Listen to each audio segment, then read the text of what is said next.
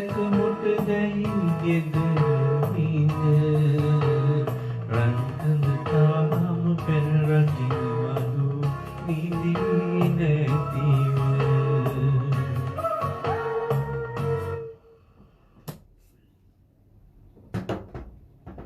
ආයුබෝවන් සුබ දවසක් වන අදත් දවසේ ගීතේ වැඩසටහන තුලින් මම ආවා ලස්සන ගීතයක අරුත පැහැදිලි කරමින් ඔයාලට ගායනා කරන්නට. අද ගෙනාපු ලස්සන ගීතේ මුල් කොටස මම ගායනා කරනවා ඔයාලට ඇහෙන්නේ නැති. ඉතින් අද ගෙනාවේ ඊටාම ලස්සන රසවත් ගීතයක්.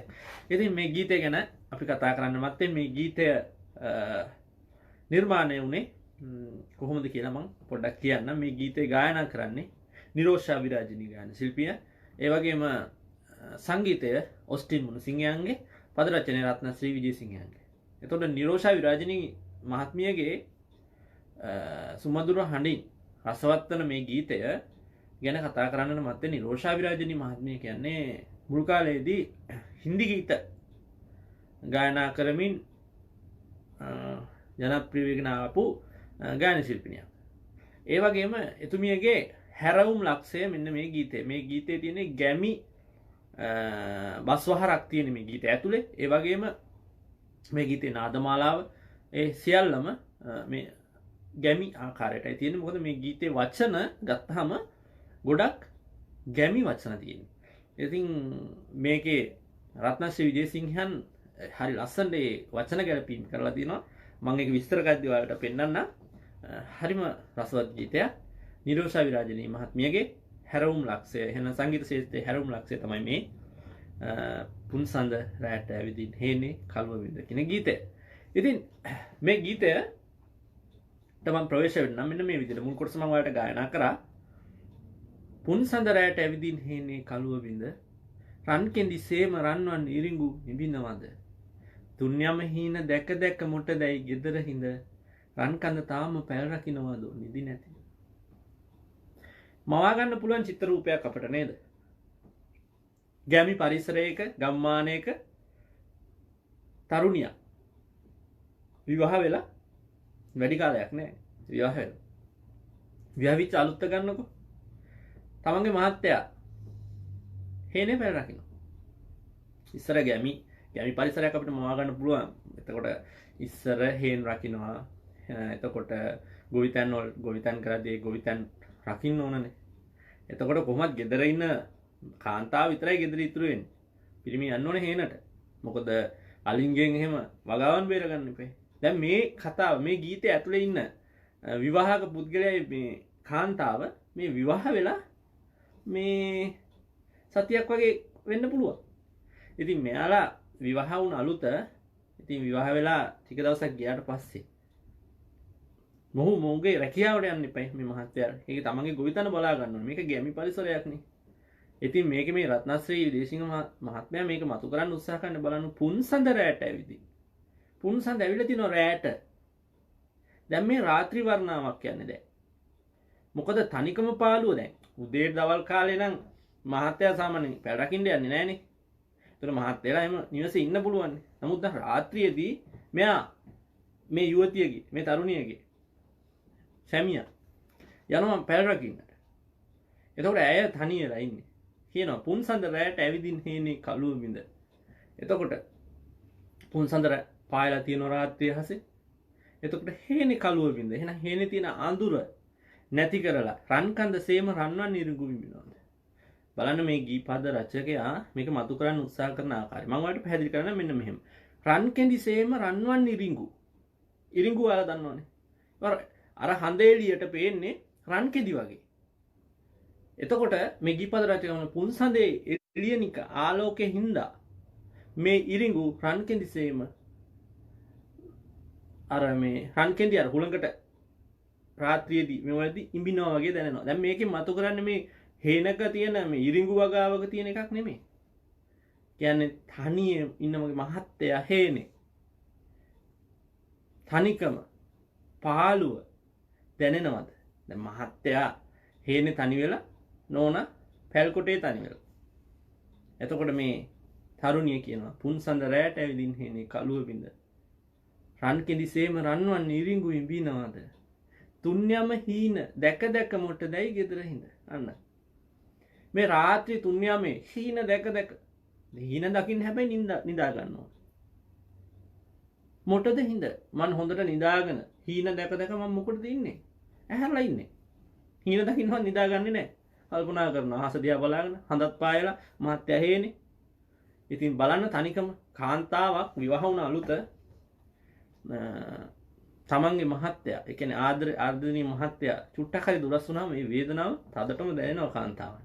ඒ වගේමයි ආදරණීය සැමියෙකුටත් තමන්ගේ බිරිඳගෙන් දුරස් වුණාම ඒ වේදනාව දැනෙනවා. රන් කඳ තාම පැල රකින්නවාද නිදි නැති දන්න.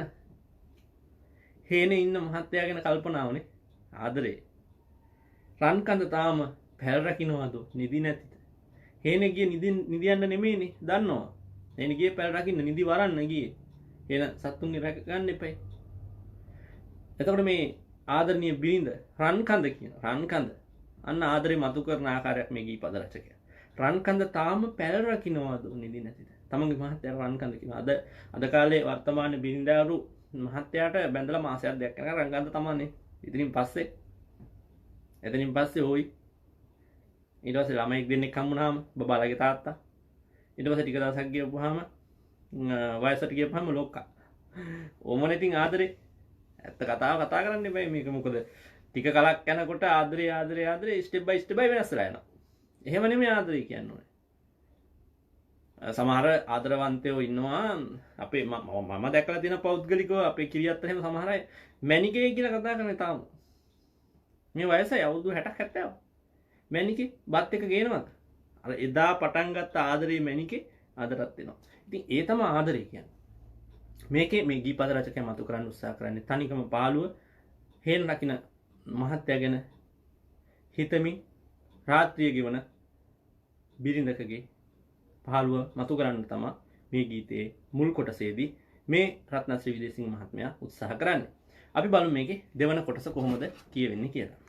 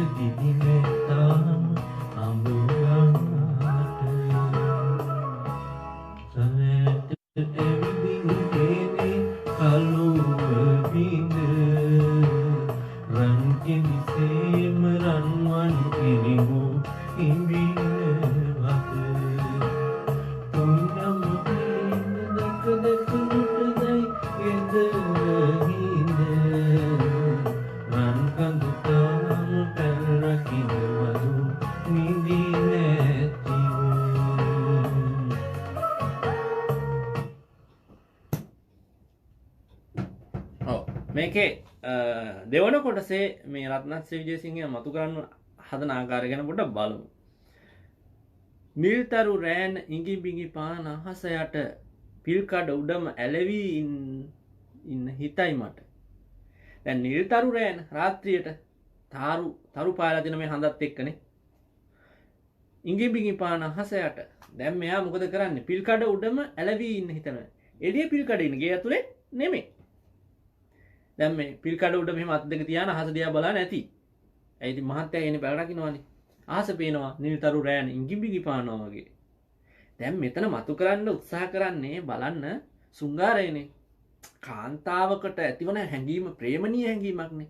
දැන් දිවා කාලේ නෙමෙයි දැන් අපි සාමාන්‍යයෙන් අපේ සිංහල නූතනේ අපේ සිංහල රටේ සාමාන්‍ය සෙනෙහස ඒ කියන්නේ ආදරේ විඳින වෙලාව රාත්‍රී වෙලාවනේ. අඹු සැමියෝලා ඒක අපි කැටගරි කරලා තියෙනනේ රාත්‍රියට තමයි ආදරේ විඳින්නේ සුංගාරය.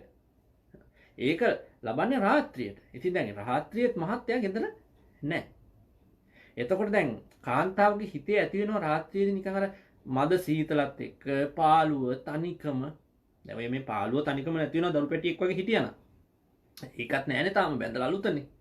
එතකොට අර හිතේ ඇති වෙනවා සුංගාරය.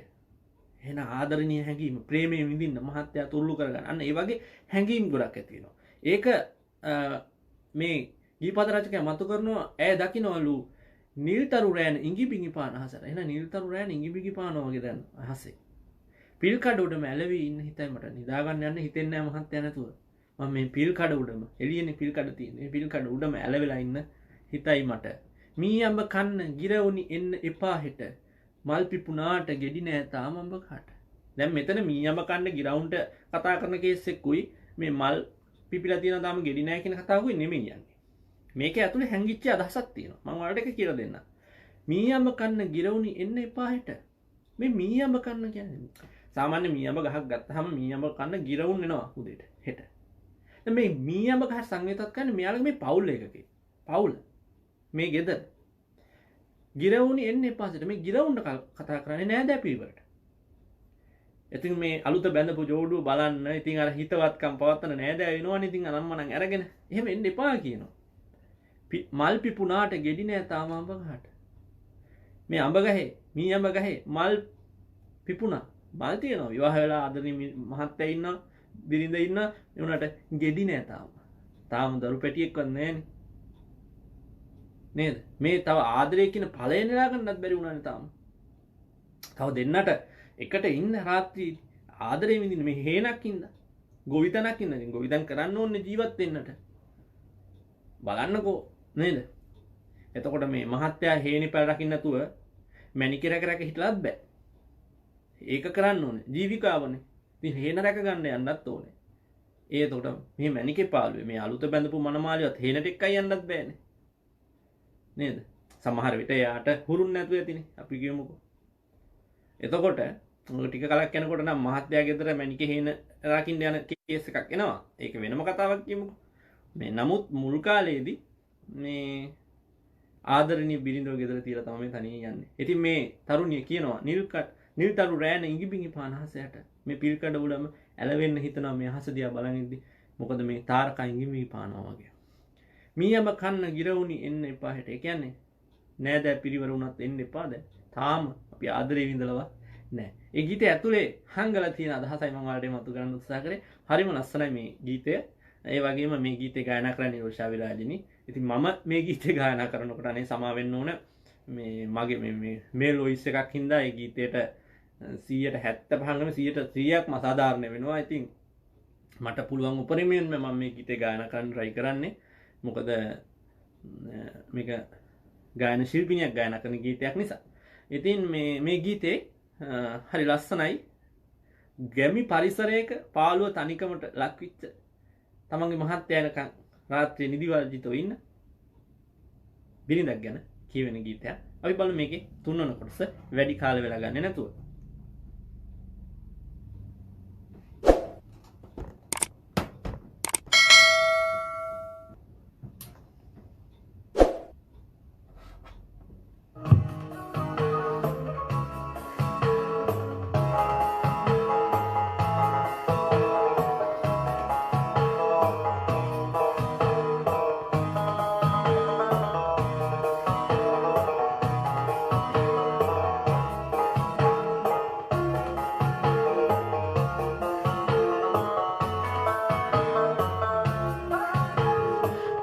කඳ සීම පින්සරමාගේ ඇතු නිදන රන්මල්යාය ගීවෙන් දකින පින්පමන උන්පත් රෑන විදුරු කුබුම අප දෙදෙන රන් කැටි පුතුට ඉඩමන්කාද මගේ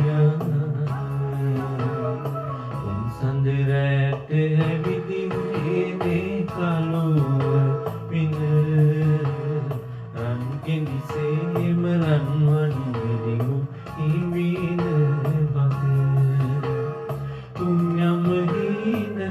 දෙක මුටදයි ගෙදර ඉඳ රන් කඳ තාම පැන් රකින්නවලු නිදින්නේ නැතිව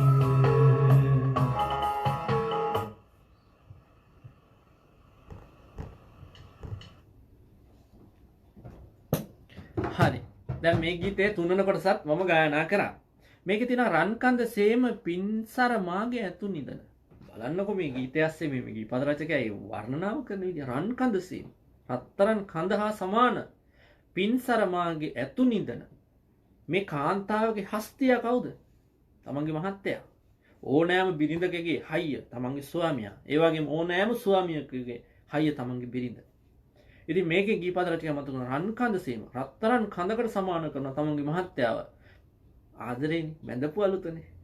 ඉතින් ඒ ආදරණීය හැඟීම මේ මම කතා කරන පොඩ අසාධාරණ වගේ ඔයාලට දැනෙනවා ඇති. මොකද මේ බැඳපු අලුත මේ පස්සේ යනකොට වෙනස් වෙනවා. මේ මම තම ඒ ගැන කියන්න මම විවාහ වෙලත් නැතිකොට තාම මම මේ එහෙම කතා කරන එක වැරදි ඇත්තටම. මොකද ආදරණීය බිරිඳවරු අනන්තවත් ඉන්නවා. අපි හැම වෙලේම මේ බිරිඳ වැරදි මෙහෙමයි කියන්න හොඳ නැහැ. නමුත් මේ මම මෙච්චරකල් කතා කරපු ගීත රාශිය ගොන්න ගත්තාම තියෙන්නේ විරහව, ආදරය, සුංගාරය, ඒ වගේ හැඟීම් නිසා මට ඇති වෙනවා වෙන්නේ නැති එහෙම සිතුවිල්ල.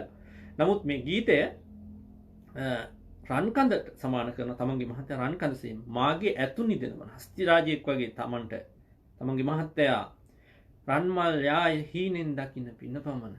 දැන් රන්මල් යාන හීනෙන් දකින්න පින පමණ මහත්තයා හේනේ ඉන්නේ. රත්තරන් කඳක් මහත්තයම රත්තරන් ඇතු නිදන රත්තරන් හස්ති රාජයෙක් රන්මල් යාය. එහෙනම් රන්මල් යාන කියන්නේ මහත්තයා නිදන යහන. මේ හේනේ පැලේ හේනේ අර හදන්නේ අට්ටාරිය වගේ ඒක රන්මල් යහන හීනෙන් දකින්න පින පමණ. එහෙනම් මට ඒ මහත්තයා නිදන ආකාරය දකින්න වෙන්නේ හීනෙන්. මොකද රාත්‍රියේත් මොහු ගෙදර නෑ නේම දාම. බලන්න කාන්තාවකද ඇතිවන දුක නේද? මගේ රත්තරන් මහත්තයා රන්කඳ හස්තියකට සමාන වෙනවා. ඔහු රන්මල් යාන. එහෙනම් ඔහු නිදන යහන රත්තරන් මල් යහනාවක්. ඒ මල් යහන මට දකින්න තියෙන හීනෙන් පමණයි. මොකද ඔහු රාත්‍රියේ නිදන්නේ නෑනේ ගෙදර. ඔහු ඇය සමග හේනේ පැල රකින්නවානේ. ඊට පස්සේ තුන්පත් රැයන වේදෝ කොහොම අප දෙදෙන. තුන්පත් රැයන ගත්තාම එක එක ਵਿਚාර තියෙනවා තුන්පත් රැයනට. නමුත් මේ ගීතය ඇතුලේ තුන්පත් රැයන කියලා අදහස් වෙන්නේ මහත්තයයි බිරිඳයි අනාගතේ ඉතන දරු පැටියයි. එහෙනම් තුන්පත් රැයනට ගන්නේ තමන්ගේ පවුල. මහත්තයා බිරිඳ දරුවා. එන්නේ තුන්පත් රැයන වේදෝ කොහොම අප දෙදෙන. ඉතින් හැමදාම හේන තමයි මහත්තයාගේ යහන. මම මේ පිළේ අහස දිහා බලන කල්පනා කරනවා. ඉතින් මහත්තයාගේ යහන හේන පැලනක් මම ළඟත් නැත්තම් මට යන්න විදියකුත් නැත්තම් තුන්පත් රැයන වේදෝ කොහොම අප දෙදෙන. අපි කොහොමද තුන්පත් රැයනක් හදන්නේ? විවාහ වෙලා කොහොමද අමුසල් මියසුරක් පවත්වන්නේ මහත්තයා රාත්‍රියට යනකොට? රන් කැටි පුතුට ඉඩමදි වේද මගේ යහන. ඉතින් ඒකයි කියන්නේ එතනින් කියන්නේ තනිකම පාළුවත් එක්ක මහත්තයා හැමදාම රාත්‍රියේ නැති වුණාම ආදරණීය රන් කැටි පුතුට ඉඩමදි වේද මගේ යහන. එතනින් අදහස් වෙන්නේ පුතෙකුට තියෙන ආදරය, සැමියට තියෙන ආදරය මේ පාළුව තනිකම නැතිවීමට දරු පැටියෙක්වත් හිටියනම් බලන්න කාන්තාවක් මේ ගීතය ඇතුලේ කාන්තාවකගේ සෙනෙහස මතු කරන්න උත්සාහ කරන ආකාරය මේ තනිකම පාළුවත් එක්ක ඇතිවන හැඟීම උද්දීපනය කරන්න මේ රත්නශ්‍රී විජේසිංහ මහත්මයා ගන්න වෙහෙස බලන්න. ඒ ගීතේ හරි ලස්සනටම ගලපලා තියෙනවා. තුන්පත් රැන වේදෝ කොහොම. දැන් මහත්තයා හේනේ පැලේ හැමදාම ඉන්නකොට අපි කොහොමද දරු දෙන්න තුන් දෙනා වෙන්නේ? අන්න වචනේ. දෙන්න තුන් දෙනා වෙන්න විදියක් නැහැ. රන් කැටි පුතුට ඉඩමදි වේද මගේ යහන. එනවා මංගාවට එන්න, මගේ කුසට එන්න. අර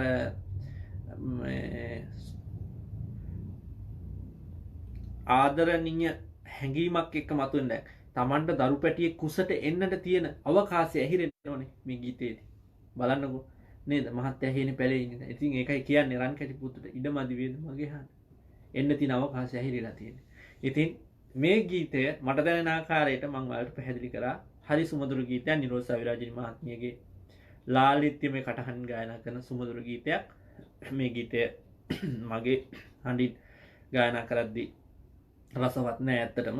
ඉතින් නමුත් ඒ ගීතේ මං ගායනා කරා. ඒ වගේම මේ ගීතේ දැන් සම්පූර්ණයෙන්ම මං ගායනා කරනවා. ඔයාලා මේ ගීතේ අහන්න විඳින්න. අර මං කියපු අරුත් හිතේ තියාගන්න. ඒ අරුත හිතේ තියාගෙන මේ ගීතේ විඳලා බලන්න. හරිම ලස්සනයි. හරිම ලස්සන ගීතයක්. අපි අහලා බලමු මේ ගීතේ සම්පූර්ණයෙන්ම.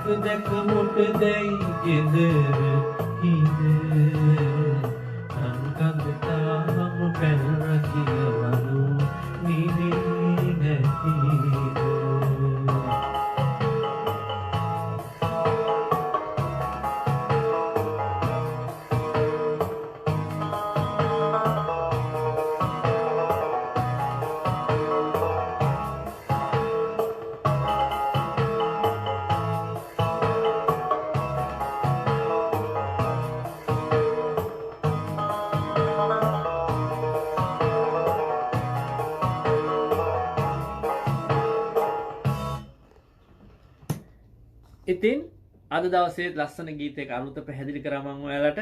ඒ ගීතේ රස විඳින්න නැති කියලා විශ්වාස කරනවා. මේ ගීතේ මුල් ගායන ශිල්පිනියට ස්තුතිවන්ත වෙනවා. ඒ වගේම මම මේ ගීතේ ගායනා කරද්දී අඩුපාඩුවක් වුණා. අඩුපාඩු ගොඩක් වුණා. ඒකට සමා වෙන්න කියලා මම ඉල්ලීමක් කරනවා. ඒ වගේම මේවැනි ගීත රස විඳින්නට ගීතයේ අරුත දැනගෙනම රස විඳින්නට ඔයාලට මම අවකාශය සකසා දෙනවා. ඉතින් ඔයාලට මේ ගීතයේත් අරුත දැනගෙන මේ ගීතේ රස විඳින්නට අවස්ථාව ලැබුණා. ඉතින් ඔයාලා හැමදෙනාටම හෙට දවසේත් ලස්සන ගීතයක අරුත පැහැදිලි කරමින් ගීතය ගායනා කරන්නට මම එනවා. ඔයාලා ඒ වෙනතුරු මේ ගීතේ රස විඳින්න කියලා ඉල්ලනවා. ඒ වගේම ඔයාලට ආරාධනා කරනවා හැමදාම මාත් එක්ක රැඳිලා ඉන්න කියලා. හැමදෙනාටම තෙරුවන් සරණයි කියලා ප්‍රාර්ථනා කරනවා. ආයිබෝවන්.